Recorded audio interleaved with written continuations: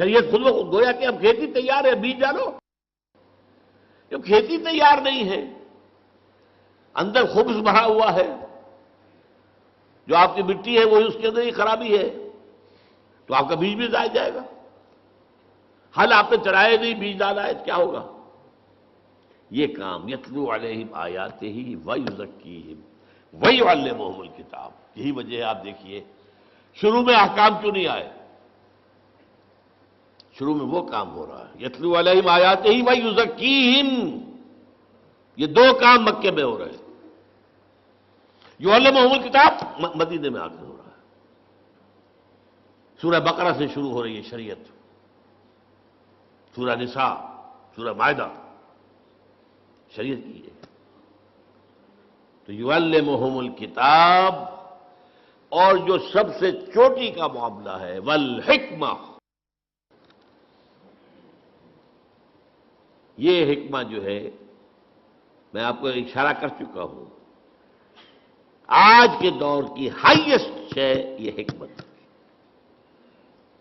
لیکن ابھی جبکہ انسان اپنے شعور کی منزلیں طے کر رہا تھا، پہلے تفصیل سے آ چکی ہے یہ بات، حکمت وہاں تھی ہی نہیں، آکام ہی آکام تھے. ڈٹرمنٹس حضرت موسیٰ کے عہد تک کا معاملہ یہ ہے.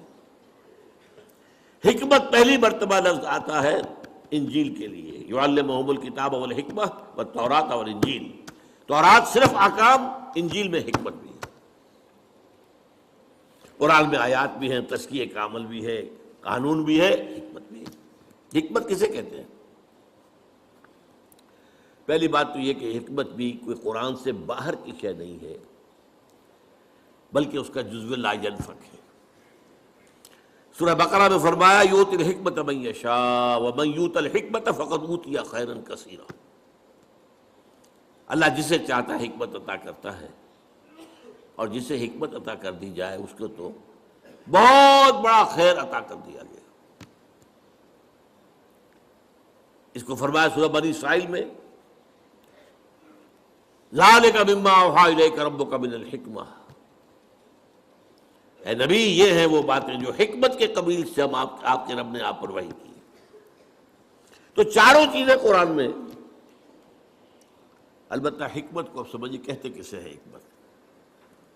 حکمہ، کوئی چیز مضبوط ہو گئی، پختہ ہو گئی. اسی سے نسبت استحکام، کوئی چیز مضبوط ہے، وہ اپنے خلاف اقدام کا دفاع کر سکتی ہے، مستحکم طاقت. یہ ہے در حقیقت تعلیم و تربیت محمدی صلی اللہ علیہ وسلم کا درجہ خصوصی. حکمت کا ہر شخص اہل نہیں ہوتا، اور عرب قوم بحیثیت مجموعی حکمت کی اہل نہیں تھی. اسی لیے حضور نے سلمان فارسی کی طرف اشارہ کیا تھا کہ حکمت چاہے ثریا پر بھی ہوگی، اس کی قوم کا کوئی شخص اس کو لے آئے گا. اور گمان یہی ہے کہ یہ حضرت امام ابو حنیفہ رحمۃ اللہ علیہ کے، اس لیے کہ عرب جو ہے فلسفی نہیں تھے، منطقی نہیں تھے، سلیم الفطرت لوگ، فطرت کے ساتھ ہم آہنگی یہ تھی. لہذا قرآن کی دعوت ان کے دل میں جا کر لگ گئی. ایرانی فلسفی تھے، یونانی فلسفی تھے، ہندی فلسفی تھے، چینی فلسفی تھے.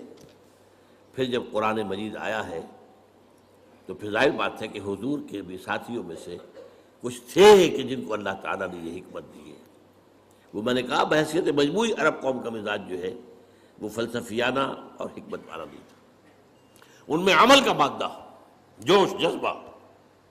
ایک بات مان لی ہے، اب جان دے دیں گے. زبان دے دی ہے، اب وعدہ خلافی نہیں کریں گے.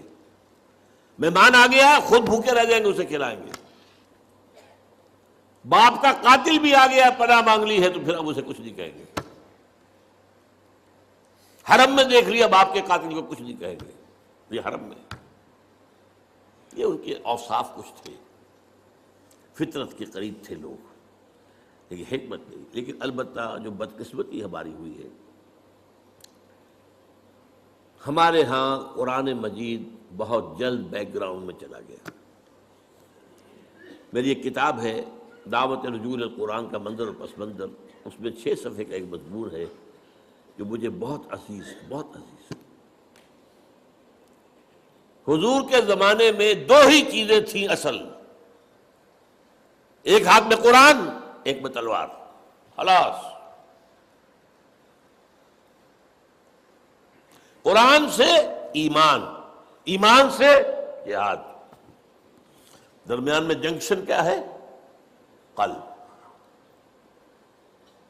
قرآن سے ایمان، اور ایمان کا منظر جہاد۔ انما المؤمنون الذين آمنوا بالله ورسوله ثم لم يرتابوا وجاهدوا باموالهم وانفسهم في سبيل الله۔ بعد میں جب حکومت بڑی قائم ہو گئی، سلطنت بن گئی، اب زیادہ اہمیت ہو گئی قانون کی۔ جہاد کا مطلب بھی کیا ہوا؟ دفاع، یا اور مزید فتح کر کے اپنی حکومتیں بڑھانا بادشاہوں کی۔ یہ نوعیتیں بدل گئی ہے، ایمفیسس بدل گیا۔ اس کے بعد علم میں قرآن پیچھے، حدیث اور فقہ آگے۔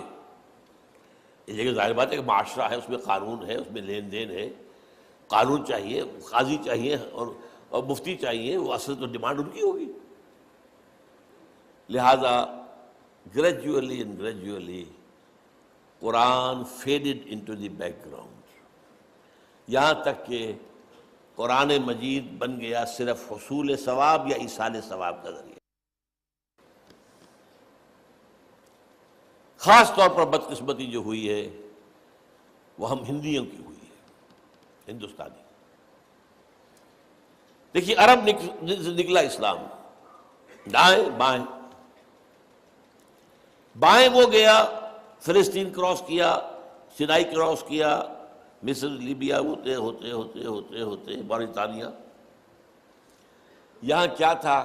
کلچرل ویکوم تھا، نہ کوئی تہذیب تھی، نہ کوئی تمدن تھا، نہ کوئی زبان تھی، لہذا عربی چھا گئی، عرب کلچر چھا گیا، سارا شمالی افریقہ ٹوٹل عربک۔ یہ نہیں کہ وہاں زبانیں نہیں تھی، بربر زبان تھی، اپنی ایک بڑی زبان تھی، تہذیب تھی۔ مشرق کی طرح جب اسلام چلا تو سب سے پہلا جو ہے لوہے کا چنا ایران بیٹھا ہوا تھا۔ ایران کا فلسفہ، ایران کی زبان، ایران کا ادب، ایران کے ادب عالیہ، لہذا یہاں وہ جو تہذیب اور تمدن عربی تھی وہ کچھ دلدل میں پھنس گیا۔ ایرانی تہذیب، ایرانی زبان، اور اس کے بعد آپ کو معلوم ہے آگے جتنا اسلام گیا وہ فارسی زبان کے ذریعے سے گیا۔ ہندوستان میں جتنے عرصے مسلمان ہم حکمران رہے، ہماری کوڈ لینگویج پرشین تھی، ناٹ عربک۔ یہ ہے اصل میں حادثہ جو ہمارے ساتھ ہوا ہے۔ اس صورتحال میں علامہ اقبال کی جو تشخیص تھی یا شیخ الہند رحمۃ اللہ علیہ کی تشخیص تھی، اس کو میں نے اپنا سٹارٹنگ پوائنٹ بنایا تھا۔ جب 5ویں جماعت میں پڑھتا تھا، مجھے میرے بڑے بھائی صاحب نے لا کے دی تھی بانگ درا، اور میں پڑھتا تھا اس کو، کچھ ترنم سے پڑھتا تھا، کچھ کیونکہ ترنم دے رکھا تھا اللہ نے مجھے، اب تو نہیں ہے، تھا کبھی تو سمجھ میں آتا بھی تھا، نہیں بھی آتا تھا، لیکن ایک شعر چپک گیا، وہ زمانے میں معزز تھے مسلمان ہو کر اور تم خار ہوئے تاریک قرآن ہو کر۔ دس از دی essential ریزن، زوال اسلام قرآن مجید سے دوری۔ خاص طور پر بادشاہوں نے پردے ڈالے قرآن پر، علماء نے پردے ڈالے قرآن پر۔ عوام اگر قرآن پڑھیں گے تو ہمیں جانچیں گے یہ کون لوگ ہیں، ان کا کردار تو وہ نہیں ہے جو قرآن پیش کر رہا ہے۔ لہذا بہتر ہے یہی بہتر الہیات میں الجھا رہے، یہ کتاب اللہ کی تعویلات میں الجھا رہے، اور فلسفہ، جب قرآن کا فلسفہ ختم ہوا، حکمت ختم ہوئی، تو فلسفہ یونان آ گیا، اس کے ڈنکے بجے۔ اب اس کے بعد ہر شخص پڑھا لکھا وہی ہے جو فلسفہ یونان کا جاننے والا ہے، خواہ وہ آئیڈیلزم ہے اور خواہ وہ ریئلزم ہے۔ یہ ہے اصل میں ہمارے ساتھ جو حادثہ ہوا۔ اقبال وہ شخص ہے کہ جس نے کہا کہ یہ سارا معاملہ اب اگر گر تمہیں خواہی مسلمان زیستن نیست ممکن جذبہ قرآن زیستن. پلٹو اس کی طرف. اور فارسی میں جو بات اس نے کہی، خار از محجوری قرآن شدی، اے مسلمان امت تو جو ذلیل اور خار ہوئی ہے وہ قرآن کو ترک کرنے کے باعث. شکوہ سنجے گردش دوران شدی، خام خواہ شکوہ آسمان کا، گردش فلک یا دوسروں کا شکوہ. اے چو شبنم بر زمیں افتندئی در بغل داری کتاب زندہ. یہ کتاب زندہ ہی ہے، اسی کے لیے رجوع. یہ میں نے جو اپنے 50 برس بسر کیے ہیں علی وجہ بصیرت کیے ہیں، یوں نہیں کیا ہے. یہ کوئی میرا پیشہ نہیں تھا، یہ کوئی میرا جو ہے میں کوئی دارالعلوموں کے پاس جو ہے فارغ التحصیل نہیں تھا، یہ کوئی روایتی درس نہیں تھا. یہ روایتی درس نہیں ہے. یہ احیاء اسلام اگر اب ہونا ہے اور اب اگر کوئی پیش رفت ہونی ہے کہ وہ جو نظام خلافت ہے دنیا میں قائم ہو تو اسی کے ذریعے سے ہو. اب تھوڑی سی بات کر کے بات ختم کر رہا ہوں. میں تربیت کے اندر تنظیم کا لفظ بھی آیا تھا، اس پر ابھی گفتگو نہیں ہوئی ہے. میں نے کہا تھا نا کہ انقلابی جماعت جب تک منظم نہ ہوگی اس کی تو فوج کی طرح کی تنظیم ہونی چاہیے. جیسے فوج میں ہوتا ہے کہ there is not to reason why, there is but to do and die. کوئی اگر سپاہی جو ہے پوچھے اپنے افسر سے کہ جناب پہلے مجھے بتائیے یہ حکم کیوں دے رہے ہیں آپ، واٹس دی وزڈم، کیا حکمت ہے اس میں، تو یہ فوج کہلائے گی، کیا کہلائے گا. یہ تمہیں ٹکرانا ہے حکومتوں سے، تمہیں انقلاب لانا ہے، اسٹیٹس کوو کو ختم کرنا ہے. ظاہر بات ہے جو نظام ہے اسی کو پروٹیکشن دینے والے اوپر بیٹھے ہوئے ہیں. فوج بھی انہی کا حکم مانے گی، ایک حد تک تو مانے گی. ایک وقت میں آ کر البتہ ہو سکتا ہے وہ ہاتھ اٹھا دے کہ مزید ہم نہیں مار سکتے. کب تک ماریں گے؟ لیکن یہ کہ شروع میں تو مارے گی لازماً مارے گی. تو اگر تمہیں ان کا مقابلہ کرنا ہے تو یو ہیو ٹو بی اسی طرح کا ڈسپلن ہونا چاہیے. آرمی ڈسپلن، ملٹری ڈسپلن اگر نہیں ہے تو آپ انقلابی عمل کی طرف آگے نہیں بڑھ سکتے. اور اس کا نام ہے قرآن مجید کی اصطلاح میں سمع و طاعت، لسن اینڈ اوبے. بالکل وہی انگریزی کا لفظ ہے، listen and obey. Charge of the light brigade ایک نظم مجھے بہت پسند ہے. کسی غالباً یہ جو خانہ جنگی تھی امریکہ کے اندر اس کے دوران کا واقعہ ہے کہ 600 سواروں کا ایک دستہ تھا، اسے حکم دیا گیا چارج دی لائٹ بریگیڈ. یہ لائٹ بریگیڈ جو ہے چارج کرے، حملہ کرے. اور انہیں معلوم تھا cannons to left of them, cannons to right of them, cannons in front of them. اس میدان کے داہنی طرف بھی توپیں لگی ہوئی تھی، بائیں طرف بھی توپیں لگی ہوئی تھی، سامنے بھی توپیں تھی. volleyed and thundered. توپیں جو ہے وہ گولوں کے بوچھار کر رہے ہیں، اور تھنڈرڈ جو گولوں کی توپوں کی آواز ہوتی ہے. تو خیال یہی ہوا کہ someone has blundered، کسی نے بڑی غلطی کی، بڑی غلطی کی، بڑی غلطی کی. But there's not to reason why, there's but to do and die. So into the valley of death rode the 600. 600 کے 600 ختم. آرمی اس کا نام ہے.